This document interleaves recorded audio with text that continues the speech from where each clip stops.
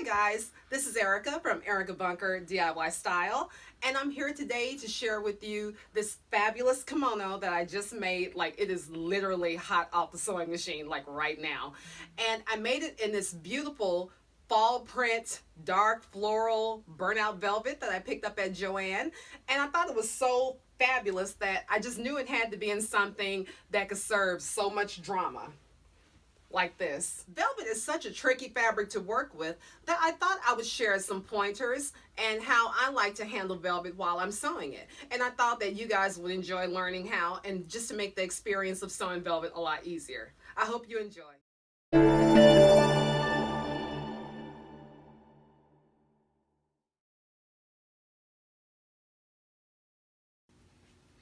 So today I'm going to be sewing Simplicity 1108. I'll be making View C, the long kimono duster. And I decided that I was going to make mine in this gorgeous burnout velvet. This is a pretty simple design, so as you sew along with me, I'm just going to give you tips on how to sew this gorgeous fabric since we're in the velvet season right now, and velvet is such a hot, trendy fabric to work with. The first thing is when you decide to sew with velvet, you need to make sure that you're selecting a simple pattern. If you're new to working with velvet, I would suggest using a pattern with very few seams and no darts because simple is just really best. Velvet comes in different weights and tends to be heavy, so make sure you're buying the right velvet for your project. This velvet right here is really lightweight and drapey, and it's perfect for this particular kimono duster style. And it could also be used as a top, a dress, or even a skirt. The most important thing is to make sure that when you're selecting your velvet that you are buying extra yardage to account for matching nap. And the nap means that this is a directional fabric like suede or corduroy. Like when you brush it this way, you can tell how smooth it is. And then you brush it back the opposite direction, it has like a resistance. When you cut your fabric out, you have to make sure that you want the pile to flow downward, because if you were making this kimono and you cut one side with the pile going this way and the other side with the pile going that way, then it's going to look like the fabric is two different colors. So you want to make sure that all your pieces are going in the same direction. Now we're ready to cut out. For view C, pattern piece 11 has a center back seam. Now I'm going to go ahead and eliminate the center back seam to give the back of my kimono a cleaner look. And that's just one less seam that we have to work with using velvet. What I did was use my sewing machine to stitch a line using the needle with no thread in it to create a line that represented the 5/8 of an inch stitch mark for the seam allowance. And since I'm cutting this on the fold, we don't need that space. So we needed to reduce that. So I'm just going, instead of just ruining my pattern, because the next time I use it, I may want to have the seam down the back. So I'm just going to use this line and I will line the folded edge up against that. Now that we have this pinned in place, I like to use a rotary cutter to cut mine out because it will give it a nice smooth finish.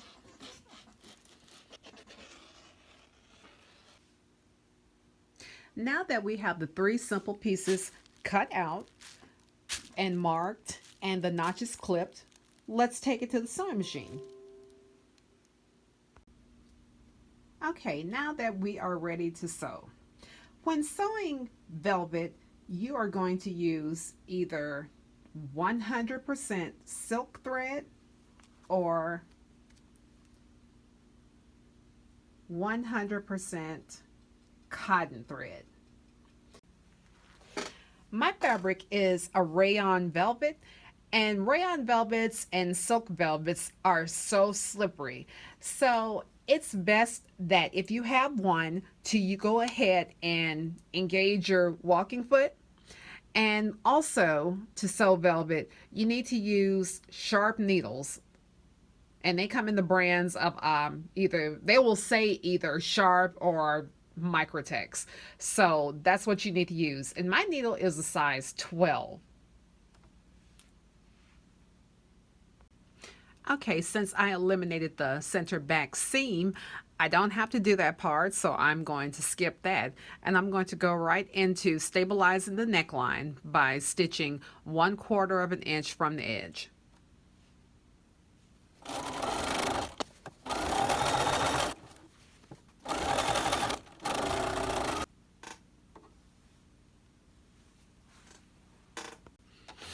Okay, next, with right sides together, we're going to pin the front shoulders to the back shoulders.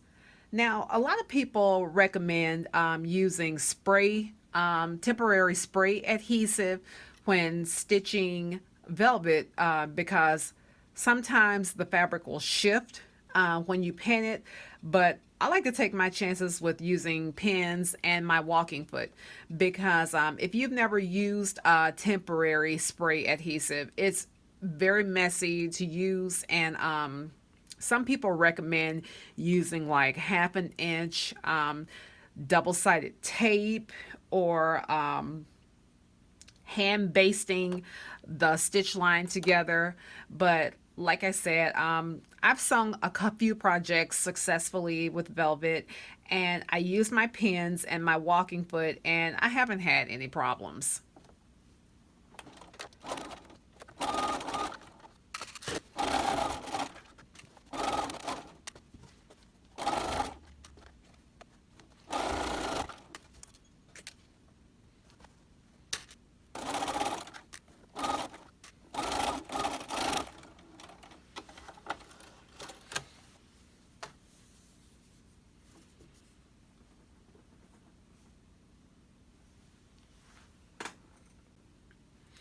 Okay, now both shoulders are sewn, and I finished off the seam with my serger.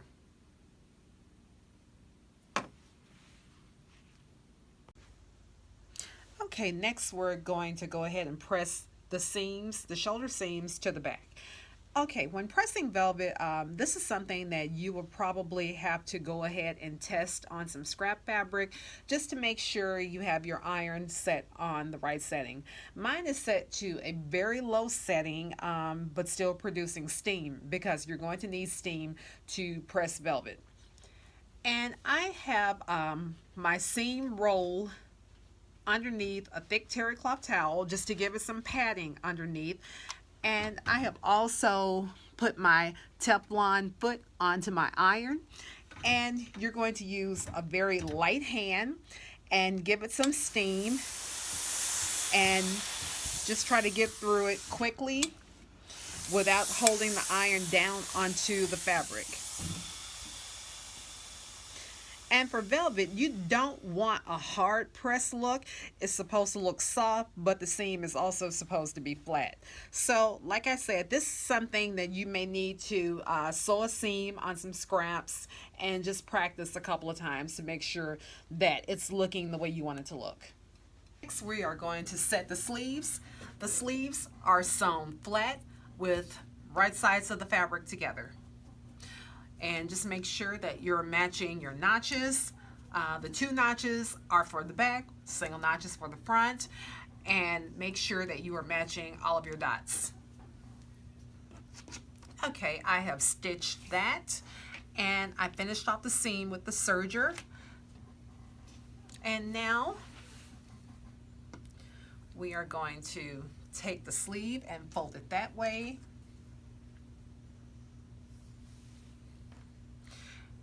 And also, I went ahead and made like little snips at the end of where the stitching stopped, because now we're going to stitch the sleeve and the side seams of the kimono. and we're going to match the notches and stitch that all the way down, and go ahead and finish that off on the serger as well, and we will almost be done. Okay, now that I have everything done, I just want to go ahead and show you how the finish looks on the inside.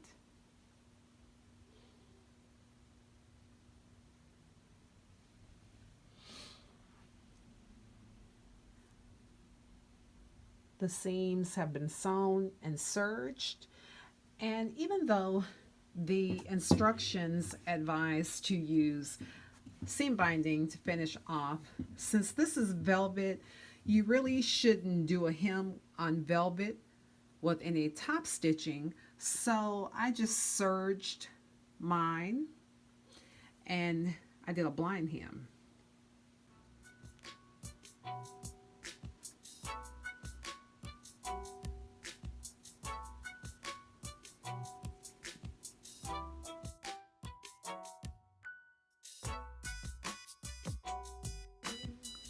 Thanks so much for watching, and I hope you really learned some pointers that will make your experience with sewing velvet a lot easier.